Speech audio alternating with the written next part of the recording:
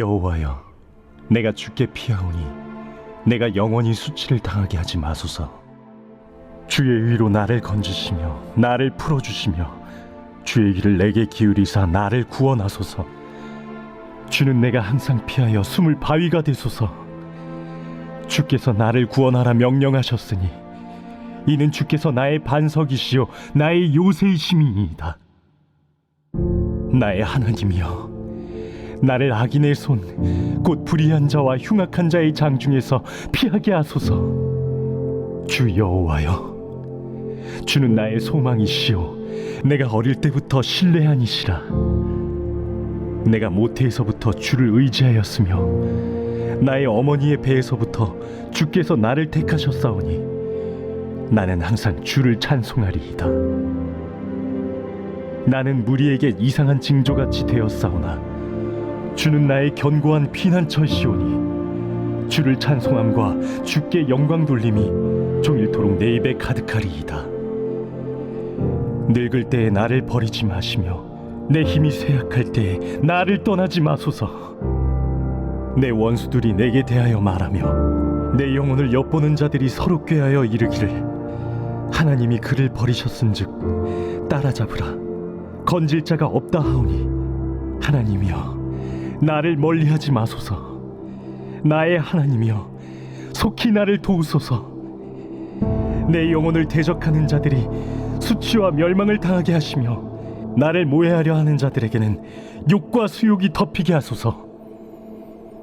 나는 항상 소망을 품고 주를 더욱더욱 찬송하리이다. 내가 측량할 수 없는 주의 공의와 구원을 내 입으로 종일 전하리이다. 내가 주 여호와의 능하신 행적을 가지고 오겠사오며 주의 공의만 전하겠나이다. 하나님이여, 나를 어려서부터 교훈하셨으므로 내가 지금까지 주의 기이한 일들을 전하였나이다. 하나님이여, 내가 늙어 백발이 될 때에도 나를 버리지 마시며 내가 주의 힘을 후대에 전하고 주의 능력을 장래의 모든 사람에게 전하기까지 나를 버리지 마소서. 하나님이여, 주의 의가 또한 지극히 높으시니이다. 하나님이여, 주께서 큰 일을 행하셨사오니 누가 주와 같으리이까? 우리에게 여러 가지 심한 고난을 보이신 주께서 우리를 다시 살리시며 땅 깊은 곳에서 다시 이끌어 올리시리이다. 나를 더욱 창대하게 하시고 돌이키사 나를 위로하소서. 나의 하나님이여, 내가 또 비파로 주를 찬양하며 주의 성씨를 찬양하리이다. 이스라엘의 거룩하신 주여, 내가 수금으로 주를 찬양하리이다. 내가 주를 찬양할 때에 나의 입술이 기뻐 외치며 주께서 속량하신 내 영혼이 즐거워하리이다. 나의 혀도 종일토록 주의 의를 작은 소리로 읊조리오리니 나를 모해하려 하던 자들이 수치와 무한을 당함이니이다.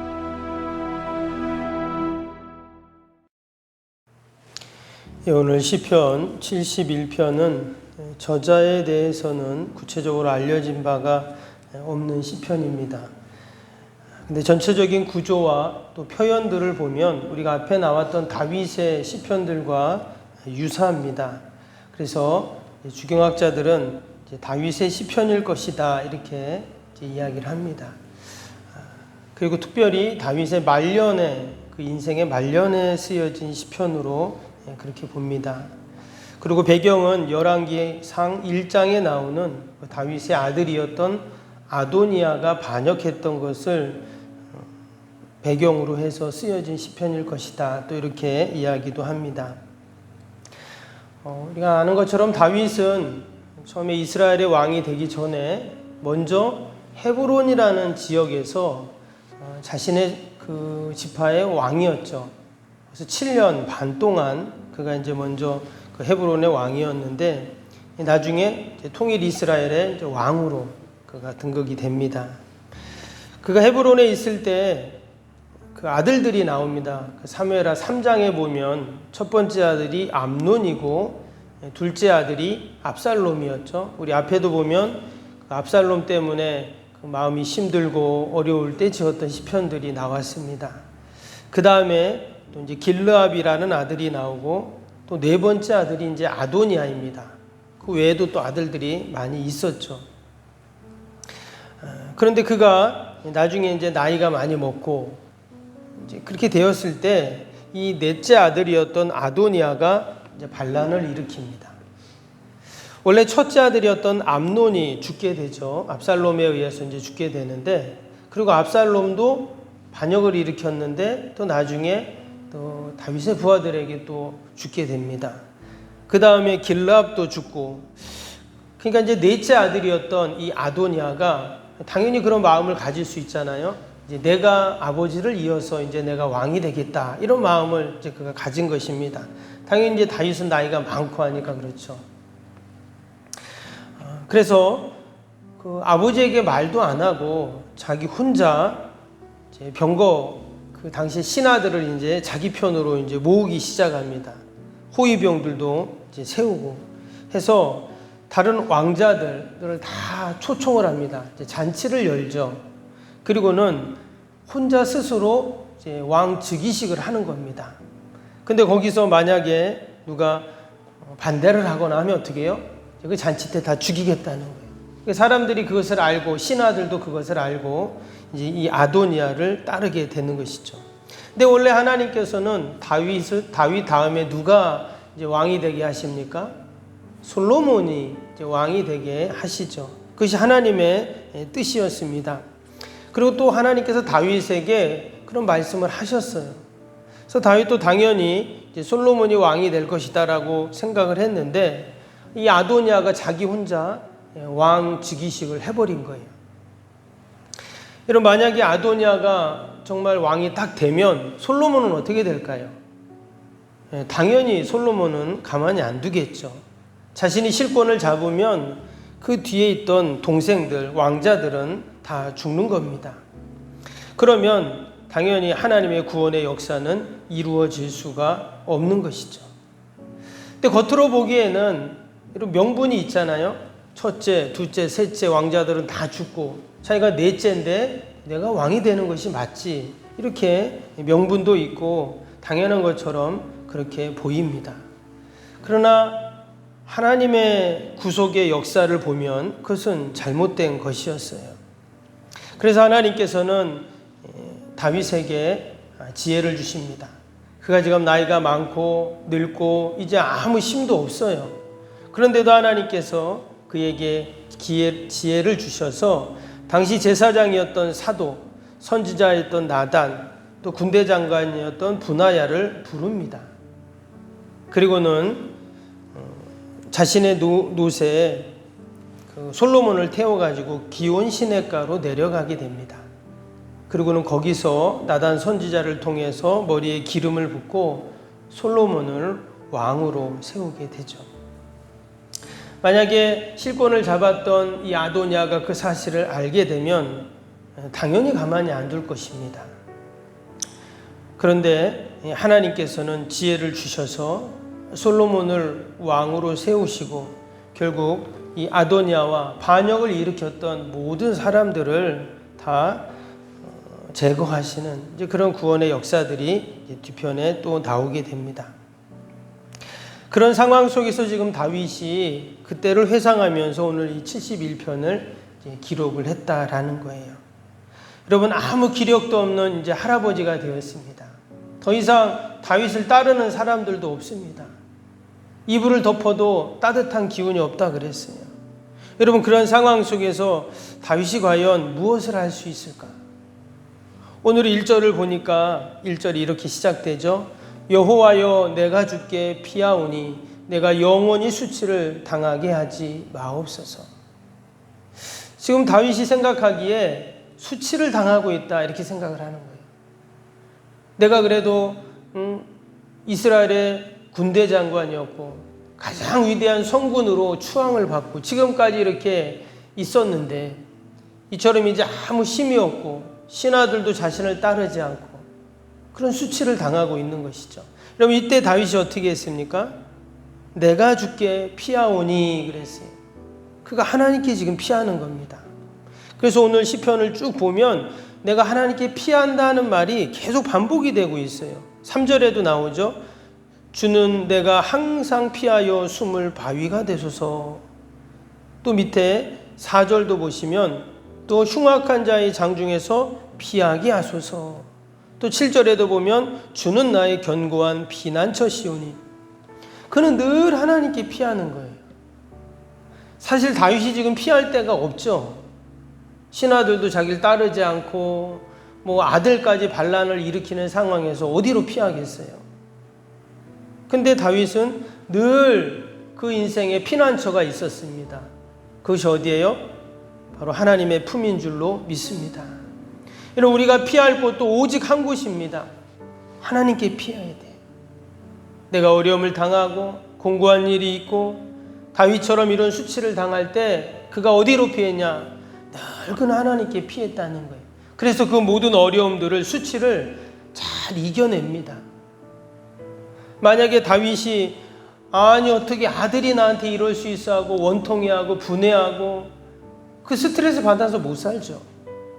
그런데 하나님께 피하니까 그 모든 마음의 시름들, 아픔들, 괴로움들, 수치도 다 이겨낼 수 있는 것이죠.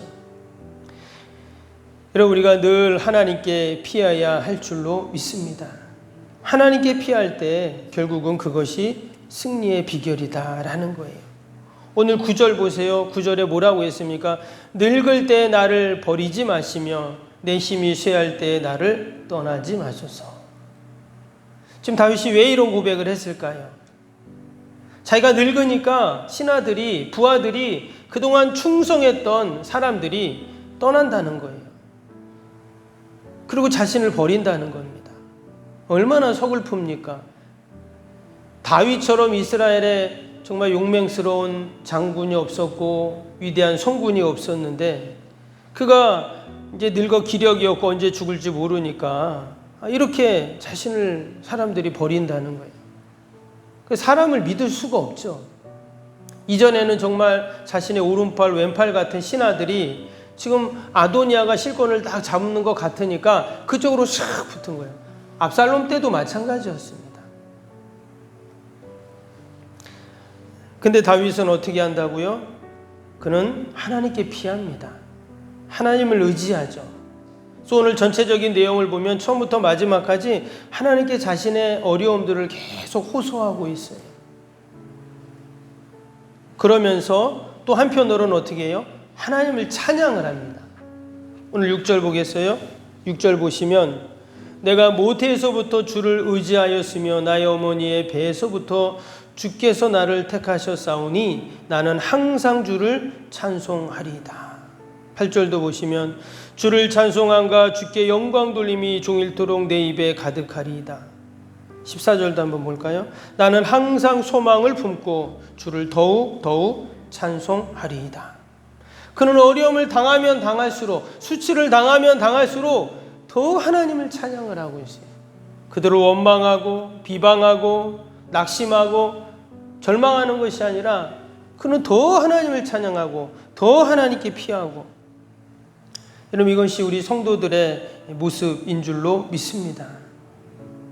특별히 14절에 나는 항상 소망을 품고, 여기서 말하는 소망은 하나님에 대한 소망이겠죠. 여러분, 지금 다윗에게 무슨 소망이 있겠습니까? 이제는 다 기력이 다 빠지고 아무도 자신을 말을 듣지 않고 도리어 자신을 버리는 것 같고, 여러분, 이럴 때 무슨 소망이 있을까요? 다윗이 그럼에도 불구하고 그의 신앙의 동력은 무엇이었는가? 오늘 5절을 볼까요? 5절을 보니까 주 여호와여 주는 나의 소망이시요 내가 어릴 때부터 신뢰한 이시라. 6절에도 보니까 내가 모태에서부터 주를 의지하였으며 나의 어머니의 배에서부터 주께서 나를 택하셨사오니 나는 항상 주를 찬송하리이다. 이 다윗의 신앙은요, 어렸을 때부터 그가 하나님을 소망했다는 거예요. 그러니까 어느 날 갑자기 또 내가 힘드니까 그렇게 하나님을 의지한 것이 아니라 어렸을 때부터 심지어 어머니의 모태 배에서부터 그 하나님을 찬양하고 하나님께 소망을 두었던 이 귀한 신앙이 결국 그가 힘들고 어려움을 당하고 심지어 죽음의 이제 앞에 다가왔을 때까지 하나님을 소망하는 그러한 힘과 능력이 되었다는 것입니다. 아마 그가 어머니 어렸을 때부터 하나님 말씀을 배웠겠죠. 또 그가 그 신앙을 말씀을 듣고 그 신앙을 갖고 그렇게 자랐을 것입니다. 그것이 그에게 아주 큰 신앙의 동력이 되었어요. 그럼 우리가 우리 아이들에게 아니면 우리의 손주들에게 또 우리 교회도 어린 아이들이 있는데 그럼 우리가 그 아이들에게 좋은 신앙의 모습을 보이고 또 우리가 그들을 위해서 기도하고 또 우리가 그들을 지원하는 그러한 우리 어른들이 되어야 할 줄로 믿습니다. 아멘. 종종 그런 얘기를 들어요. 젊은 분들 얘기하는데 도리어 어른들을 보면서 야, 나도 저런 신앙을 담고 저렇게 해야지. 이런 얘기를 들어야 되는데 어른들이 싸우는 모습, 어른들이 다투는 모습, 바르게 신앙생활 안 하는 모습, 그런 모습을 보이면 어떨까요?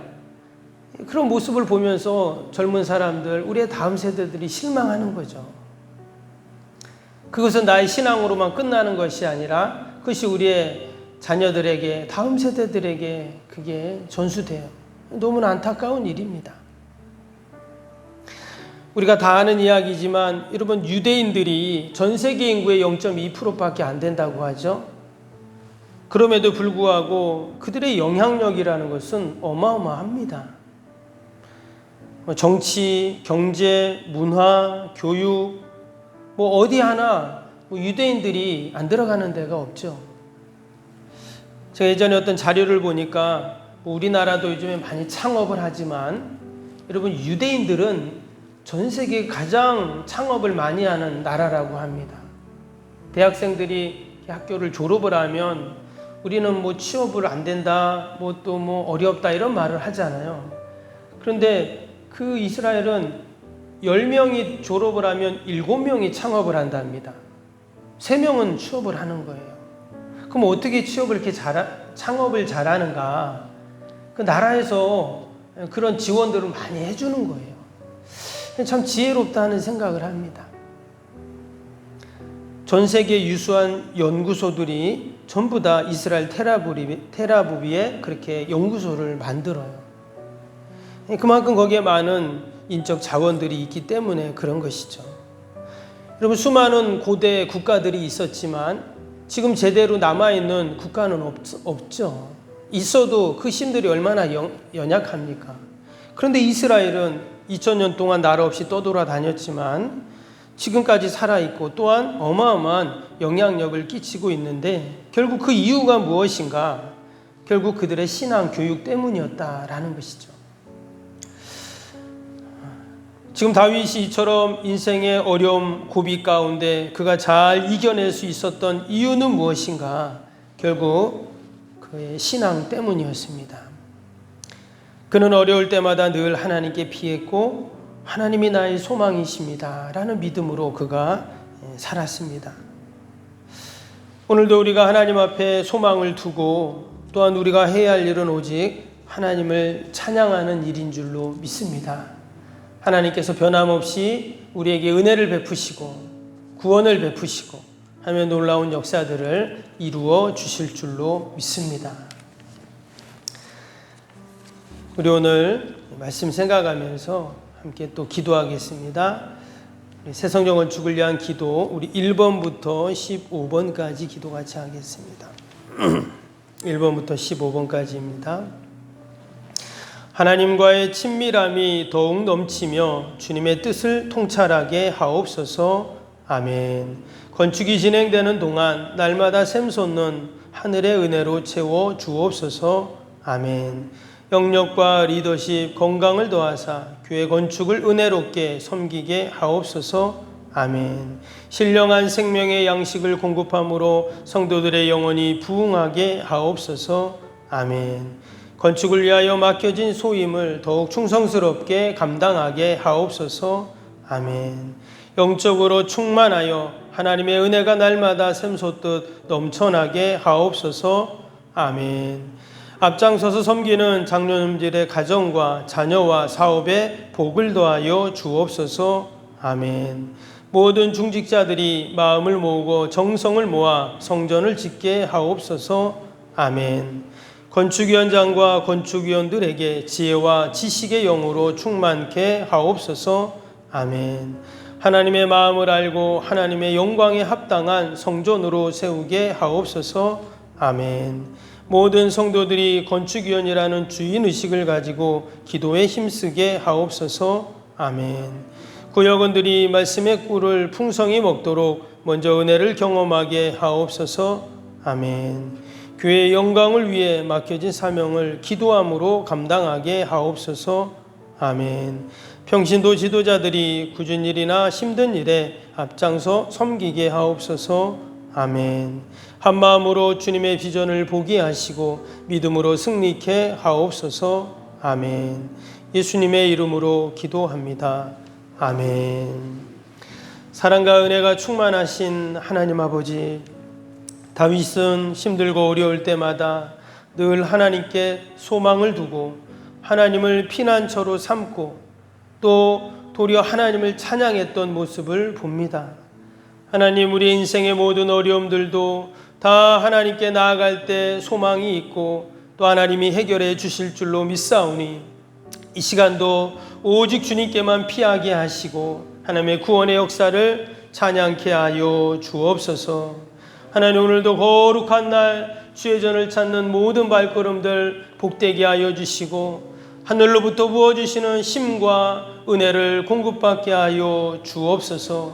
오늘도 멀리 출타해 있는 우리 사랑하는 자녀들, 또 우리 성도들, 병사에 있는 환우들 늘 보살펴 주셔서 하나님 동일한 은혜와 복으로 함께하여 주옵소서. 오늘도 거룩한 날 주님 전에 나와 예배하는 모든 발걸음들 복되게 하여 주시고 예배마다 모임마다 은혜가 충만케 하여 주옵소서. 오늘 가정 행복주일로 하나님 앞에 나아갑니다.